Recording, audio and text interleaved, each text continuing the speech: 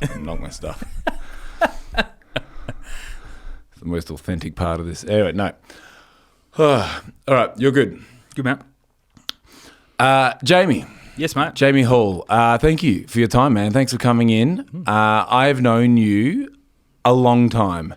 In fact, out of all the people that I probably currently catch up with on occasion and frequent, you are probably the person I've known the longest of all of them. Yes. So it's really nice to be able to continue our musical journey together, and for me to pick your brain about your world, man. Oh, thanks, man.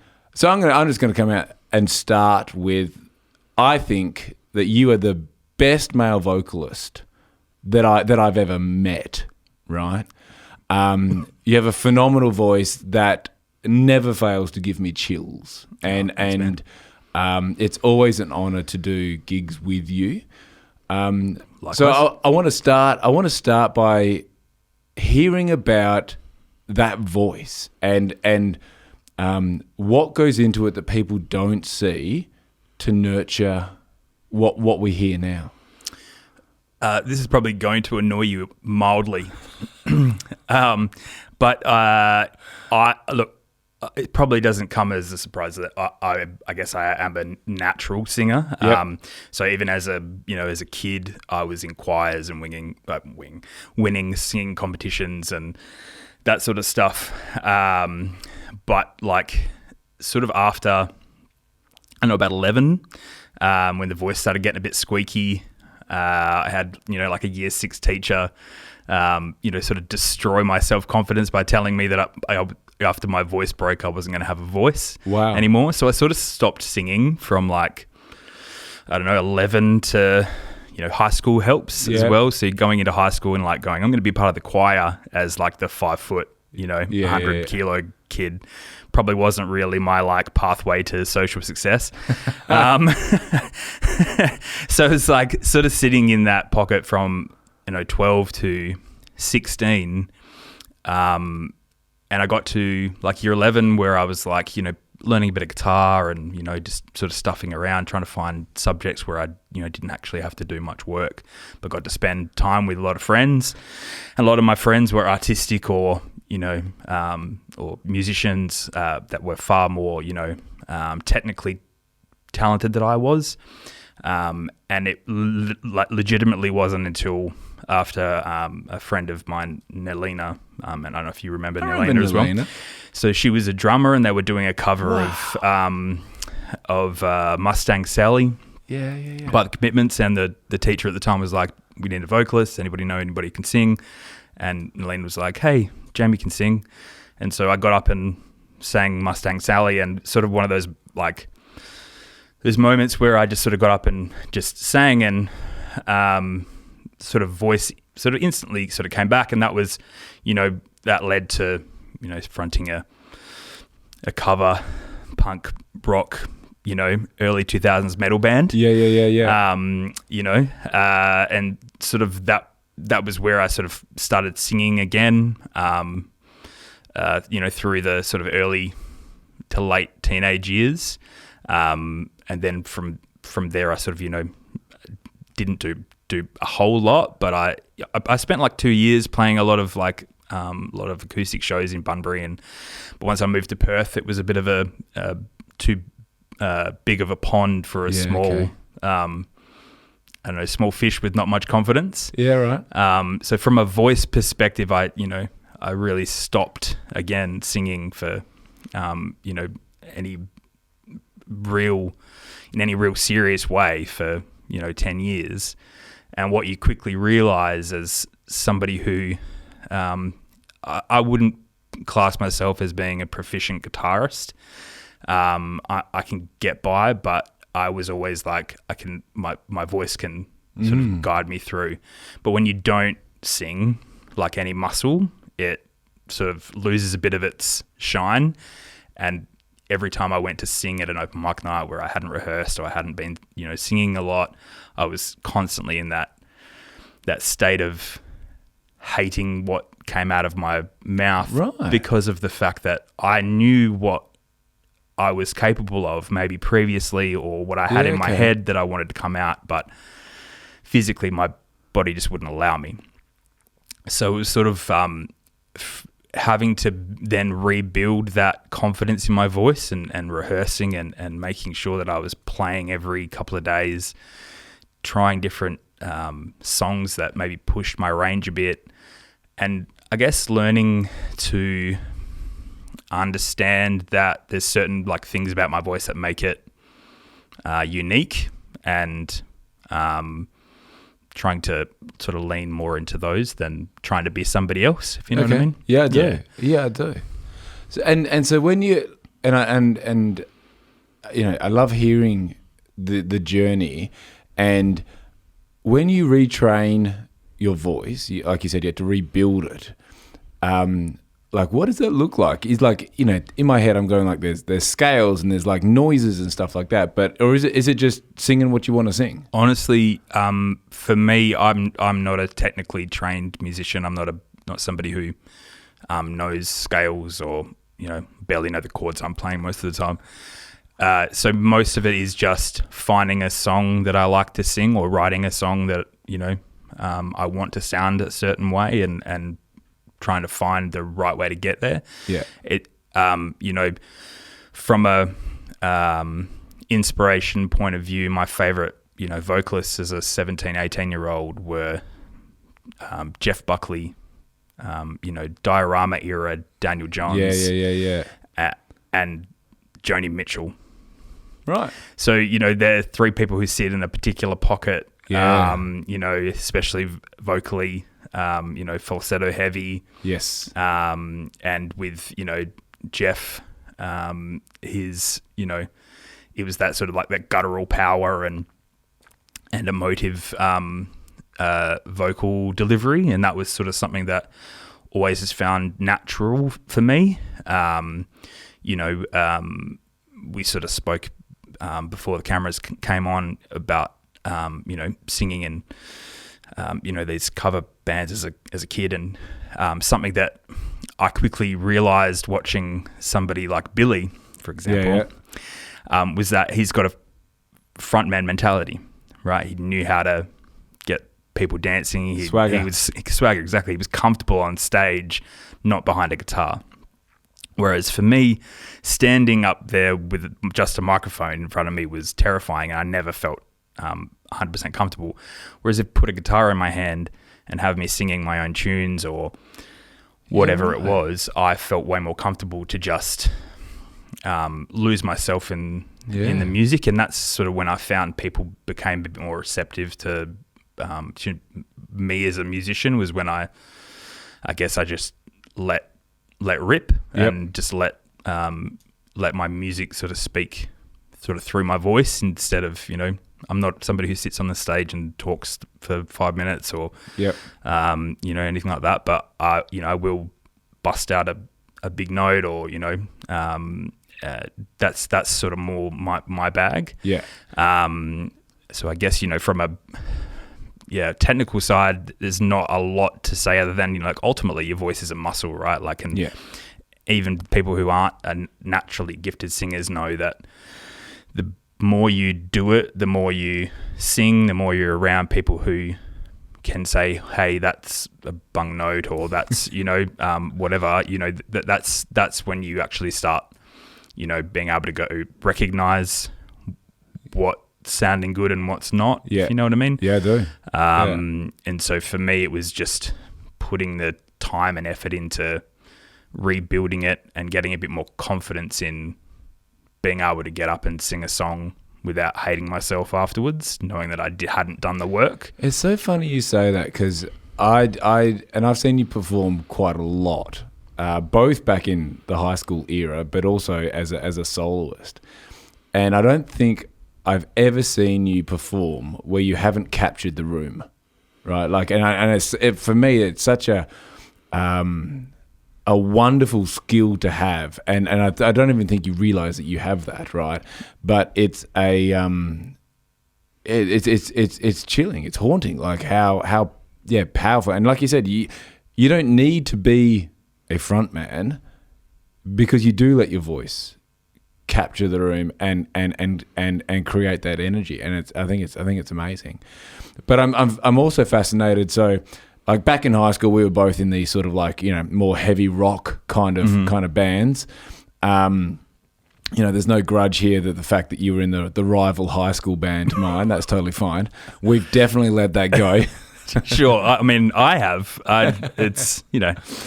Yeah, there's a few Battle of the Bands there that I don't watch on repeat still. It's totally fine. But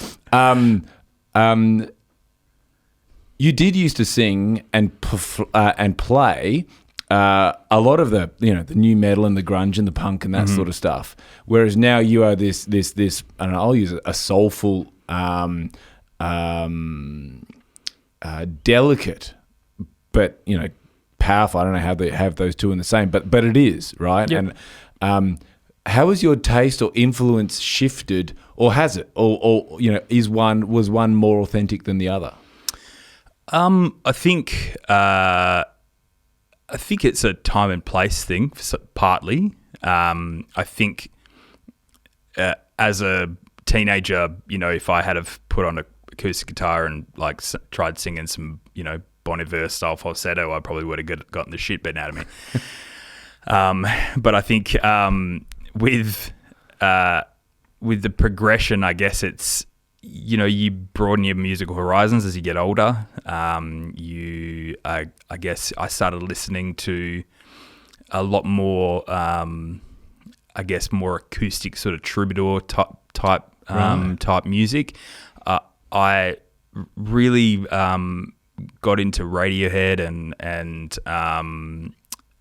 you know, again, just like, you know, binging Jeff Buckley and anything Daniel Johns released. And I think it was finding that that sweet spot where, you know,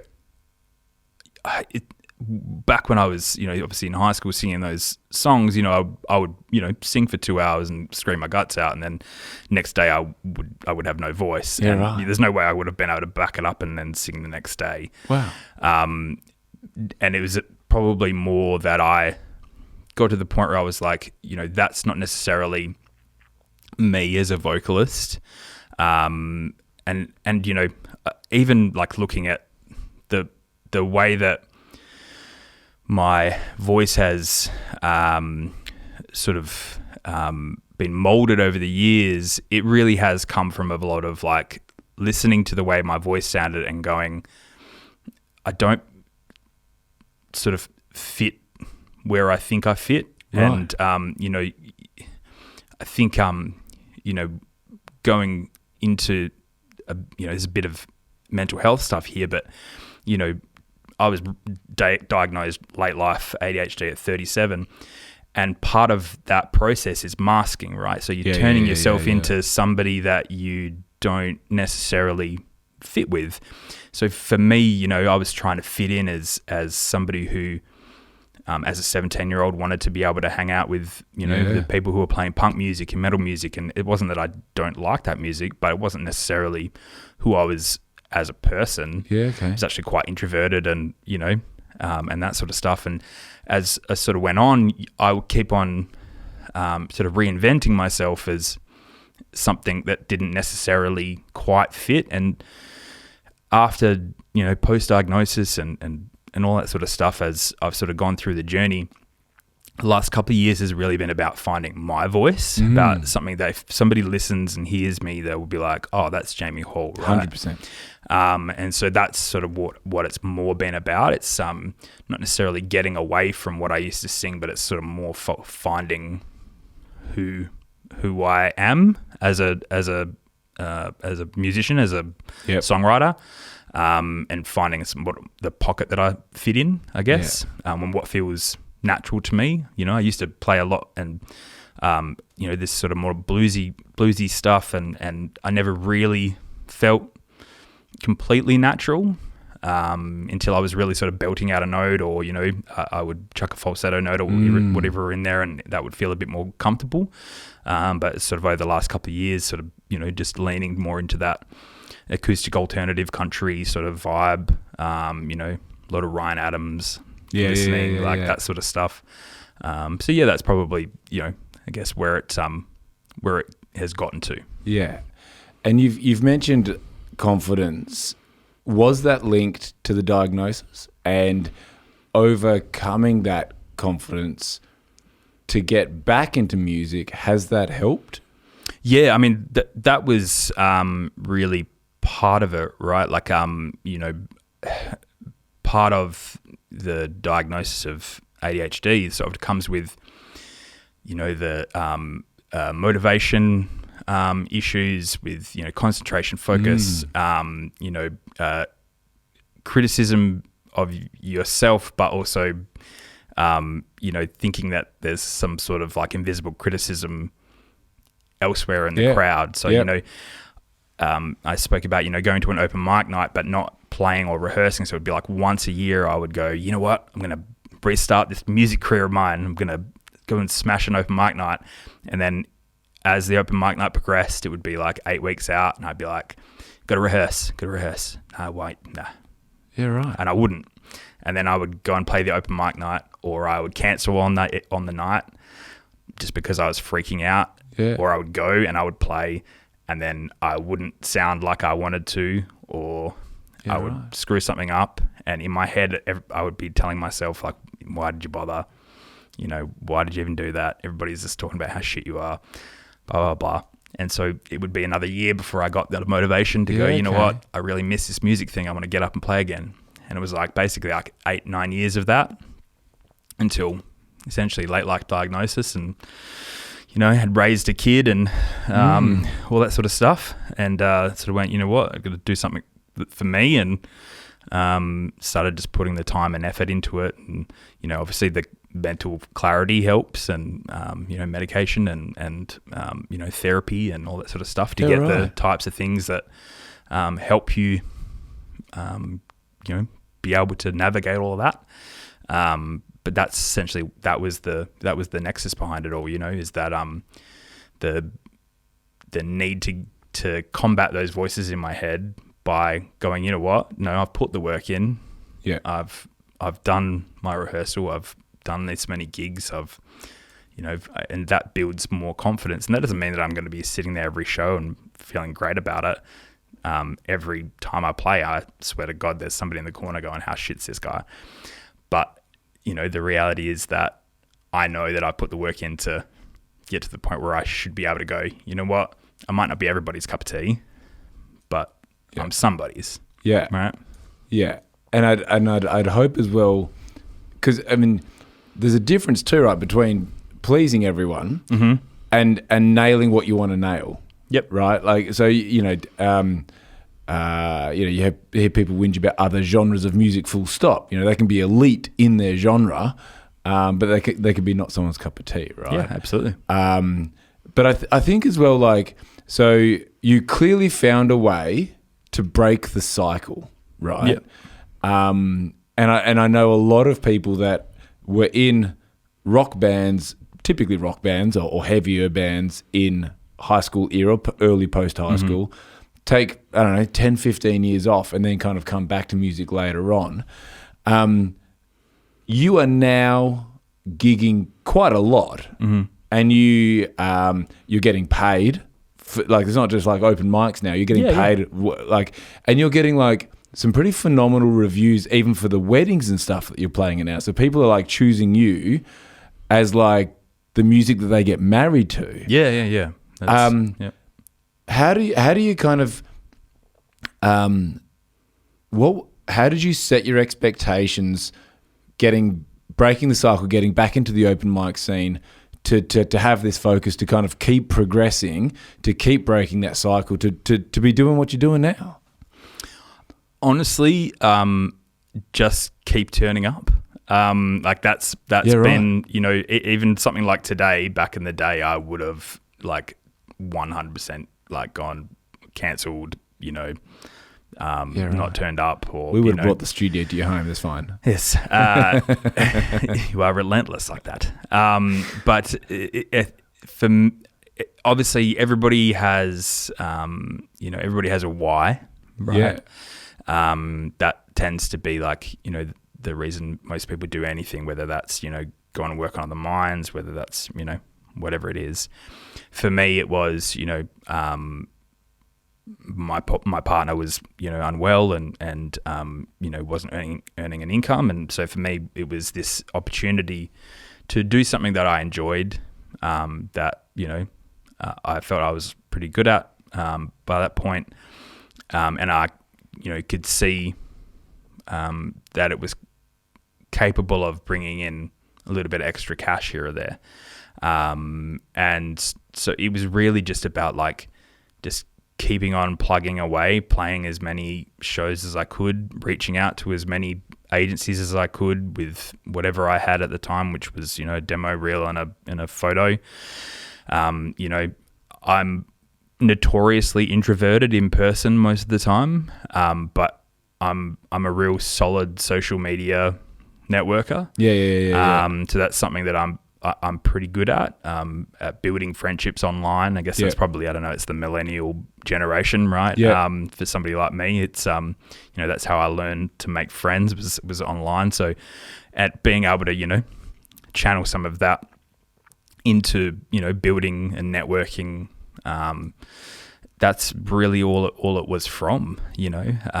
Just kept on turning up to shows, just kept on plugging away, and the reality is that eventually, it's like the fields of dreams, right? If you build it, they will come. You just keep on putting yourself out there, keep on chucking a video up, on your social media every week, so people can see what you're doing. The more places you play, the more people will watch you. The more people watch you, the more you get talked about. Yeah. That's and I'm not with a million agencies or anything like that. I've got a couple. Most of it's just probably a bit like yourself, just hustling, emailing as many people as you can, being quick responses, all that sort of stuff. Yeah. And that's essentially where it all came from, and just sort of building. I went from playing 0 gigs in say 2020, 21, 22 to I think I'm sitting on 97 shows since August 23. Yeah, wow. So essentially like a year and a half. Yeah. So yeah, it's a slog, and I'm working, I work a full-time job and doing this as well. But, it not only has it, paid off financially, it's paid off in, my own confidence, my guitar playing gets better. Everything gets, more proficient the more you do it, sort of ties into the whole, vocal thing. The more I sing, the more confidence I get in my voice, the more I'm in front of a crowd, the easier it gets to dull the voice down in my head. Yeah. So what's next? So hopefully, fingers crossed, I get to chuck a few songs down as an EP or something like that, just of my own stuff. It'll hopefully be early next year if I can get some moolah happening. I've got end of June heading in and recording with my mate Pete Renzulo, a little duo called Parallax. So we're just finishing off an album we've been writing for the better part of 8 years. Yeah, wow. So that would be cool to just get that one done and dusted, and just trying to build a little the little business that could, I guess.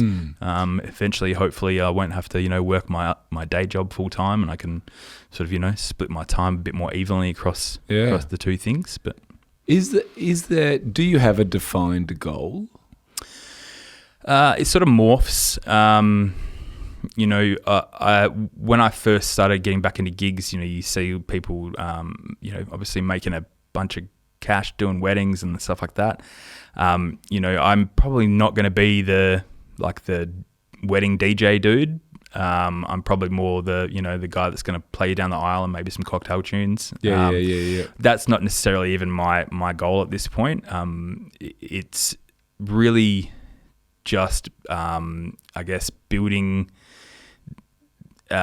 something that is both, from a business point of view, something that is has a bit of longevity to it, right? But also from a creative side, something that is able to feed my ability to, put some stuff down on record. So even if it doesn't go anywhere, even if it's just something that I can, when I'm 60, chuck on a self-pressed vinyl. Yeah. And, show my grandkids that I used to be this Totally. musician guy.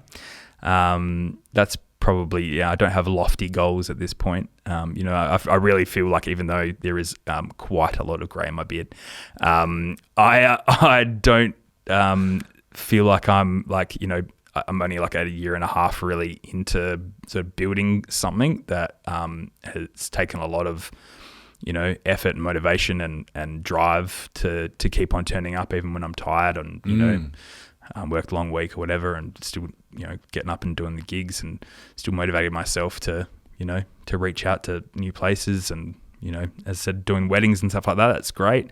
But I only really want that side of it if it's going to be sort of organic, like word of mouth, people going, hey, I saw you. I'd really like you to play at mine because I really liked your vibe, not because I'm doing some sort of weird, guerrilla marketing, something like that. That's probably the perfect descriptor. I want it to be organic, and I'm not a prolific songwriter in any way, shape, or form. I don't write hundreds of songs, so just the ability to chuck down the few that I have and then be able to go, cool, now I get to start something maybe new after getting these older songs down, and then building from there, from both an original and then the actual music business side of things as well. Yeah, amazing. I'm really grateful that you came back to music, and I think the world is a better place with your music in it, man. The song that you're gonna play, you want to tell us a little bit about that? Yeah, sure. So it's a song called Streetlight. It actually started off as a songwriting, what you would call it? It's like a songwriting, just one line given to me to try and sort of, inspire some songwriting. Oh. That line was Neon City Lights, and somehow it turned into Streetlights. Yeah. The song itself is sort of inspired by a dude that sort of I lost as a teenager, really popular guy in high school who died in a car accident.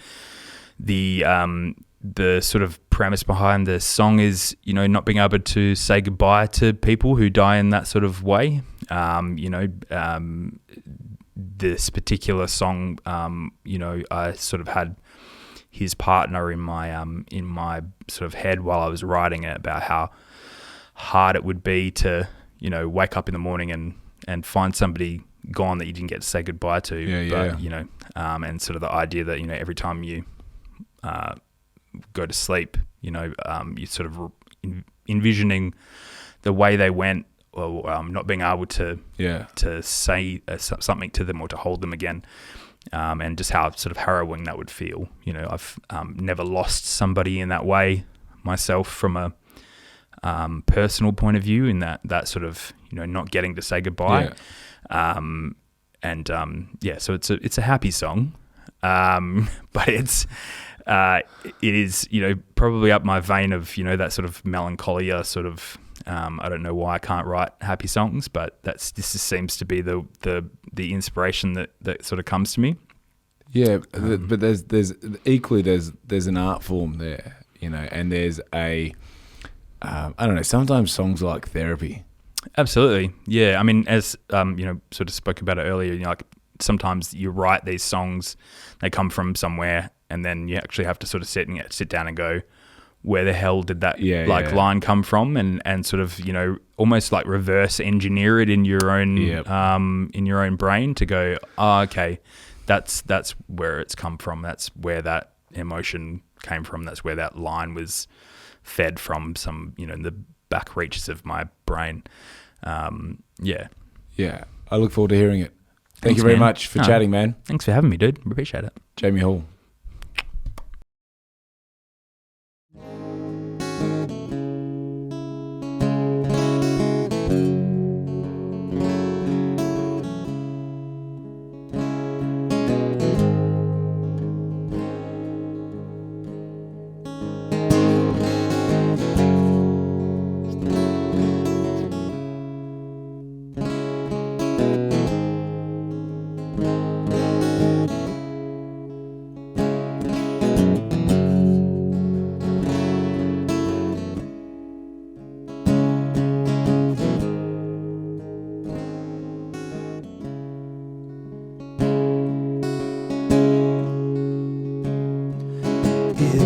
dark between the streetlights, the sheets of black on your way home, where those seconds feel like forever before their warm hue will return.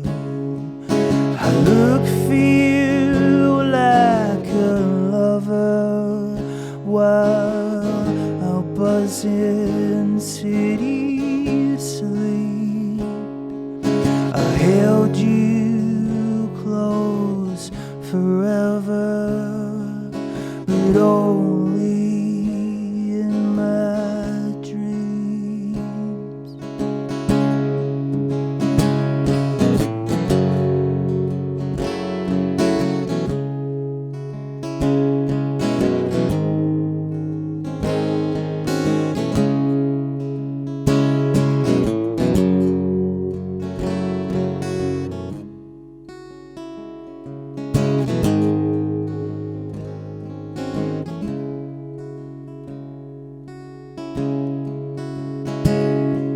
Already halfway there now, you are drunk and driving home.